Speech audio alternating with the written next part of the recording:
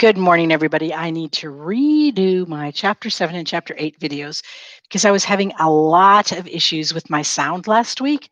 So apparently, I made several videos without sound.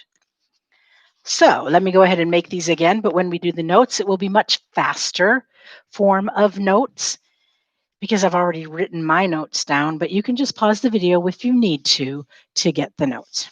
We are now on chapter 7, the mines. If you are following along in the PDF, the title of the chapter is The Mines. If you are following along in your hard copy book, it is page 45. Curdy went home whistling. He resolved to say nothing about the princess for fear of getting the nurse into trouble. For while he enjoyed teasing her because of her absurdity, he was careful not to do her any harm. He saw no more of the goblins and was soon fast asleep in his bed. He woke in the middle of the night and thought he heard curious noises outside.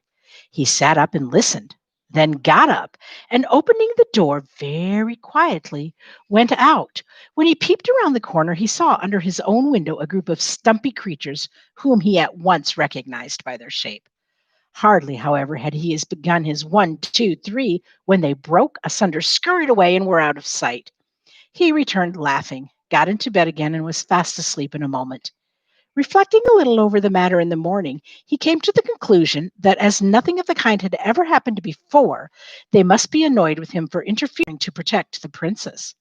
By the time he was dressed, however, he was thinking of something quite different, for he did not value the enmity of the goblins in the least. Enmity means anger against somebody. As soon as they had had breakfast, he set off with his father for the mine. They entered the hill by a narrow opening under a huge rock where a little stream rushed out. They followed its course for a few yards, when the passage took a turn and sloped deeply into the heart of the hill. With many angles and windings and branching off, and sometimes with steps where it came upon a natural gulf, it led them deep into the hill before they arrived at the place where they were at present digging out the precious ore.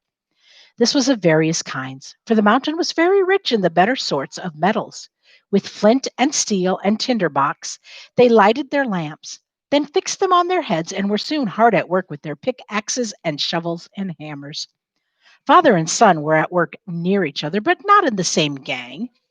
The passages out of which the ore was dug, they called them gangs.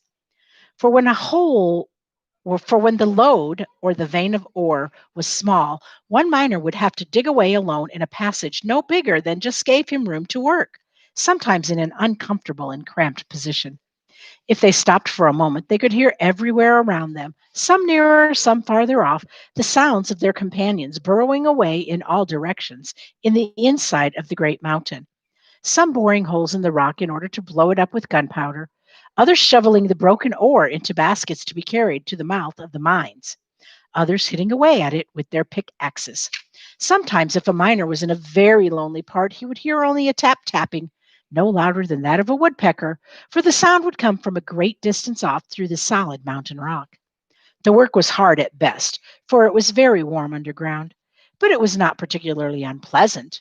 And some of the miners, when they wanted to earn a little more money for a particular purpose, would stop behind the rest and work all night. But you could not tell night from day down there, except from feeling tired and sleepy, for no light of the sun ever came into those gloomy regions. Some who had thus remained behind during the night, although certain there were none of their companions at work, would declare the next morning that they heard, every time they halted for a moment to take a breath, a tap tapping all about them, as if the mountain were more full of miners than ever it was during the day. And in some consequence, and some, in consequence, would never stay overnight, for all knew those were the sounds of the goblins. They worked only at night, for the miners' night was the goblins' day. Indeed, the greater number of miners were afraid of the goblins, for there were strange stories well known amongst them of the treatment some had received, whom the goblins had surprised at their work during the night. The more courageous of them, however, amongst them Peter Peterson and Curdy, who in this took after his father, had stayed in the mine all night again and again, and although they had several times encountered a few stray goblins, had never yet failed in driving them away. As I have indicated already, the chief defense against them was verse, for they hated verse of every kind, and some kinds they could not endure at all. I suspect they would not make any themselves, and that was why they disliked it so much. At all events, those who were most afraid of them were those who could neither make verses themselves nor remember the verses the other people made for them, while those who were never afraid are those who could make verses for themselves. For although there were certain old rhymes which were very effectual, yet it was well known that a new rhyme, if it was of the right sort, was even more distasteful to them, and therefore more effectual in putting them to flight. Perhaps my readers may be wondering what the goblins could be about, working all night long, seeing they never carried up the ore and sold it. But when I have informed them concerning what Curdie learned the very next night, they will not, they will be able to understand. For Curdie had determined, if his father would permit him, to remain there alone this night, and that for two reasons. First, he wanted to get extra wages that he might buy a very warm petticoat for his mother, who had begun to complain of the cold mountain air sooner than usual this autumn. Now, a petticoat is an undergarment that is worn, it's kind of like a slip. It's worn underneath a dress or a skirt, but it's thicker. And second, he had just a faint hope of finding out what the goblins were about under his window the night before. When he told his father, he made no objections, for he had great confidence in the boy's courage and resources. I'm sorry I can't stay with you, said Peter, but I want to go and pay the parson a visit this evening. And besides, I've had a bit of a headache all day. I'm sorry for that, said Curdie. Oh, it's not much. You'll be sure to take care of yourself, won't you? Yes, father, I will. I'll keep a sharp lookout, I promise you. Curdie was the only one who remained in the mine. About 6 o'clock, the rest went away, everyone bidding him good night and telling him to take care of himself, for he was a great favorite with them all. Don't forget your rhymes, said one. Oh, no, answered Curdie. It's no matter if he does, said the other, for I'll only have to make a new one. Yes, but he mightn't be able to make it fast enough, said another. And while it was cooking up in his head, they might take a mean advantage and set upon him. I'll do my best, said Curdie. I'm not afraid. We all know that, they returned, and they left him. Okay, we are now on chapter 8. Let's go ahead and review a little bit of what we have read in chapter 7.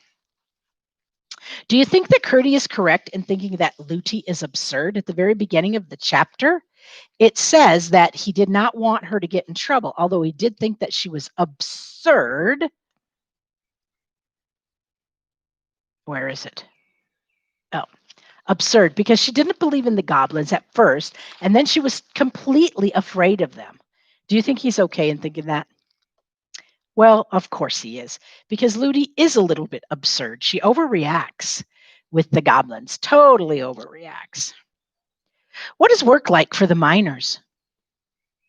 Well, it's hard work, but it's not super difficult.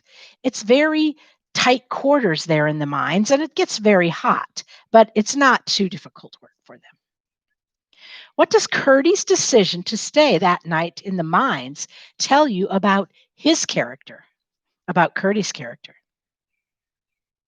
Yes, it tells you he's very brave, for sure. He's very brave. He's not afraid of the goblins. He has a lot of confidence in his ability to make up rhymes and to keep the goblins at bay. Okay, we have a few notes that we are going to write down and a couple definitions. Like I said, this is my second video for this chapter because my first one didn't have any sound, which was a total waste of my time. So I am not going to be writing them down while you do, but I will show you my notebook at the end. Go ahead and write down your heading. It is your name and the date and the lesson. The lesson is chapter 7. The date is 12/15/20. All right, we always start out with the plot. Curdie and his father work in the mines in the same caverns. Oh, I only said part of it. Sorry. Curdie and his father work in the mines in the same caverns where the goblins live. Curdie and his father work in the mines in the same cavern where the goblins live. Curdie and his father work in the mines in the same cavern where the goblins live. Go ahead and write it down as you're saying it. Curdy and his father work in the mines in the same caverns where the goblins live. Second sentence. Curdy decides to work late that night to save up money to buy his mom a new warm petticoat. Curdy decides to work late that night to save up money to buy his mom a new warm petticoat.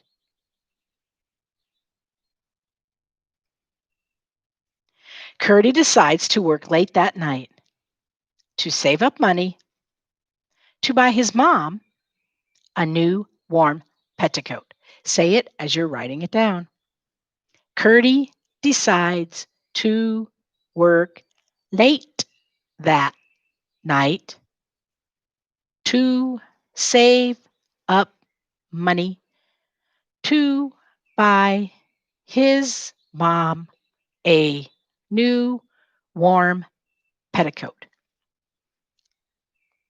Okay, we have one character that we're introduced to in this chapter, and that's Curdy's father, Peter Peterson.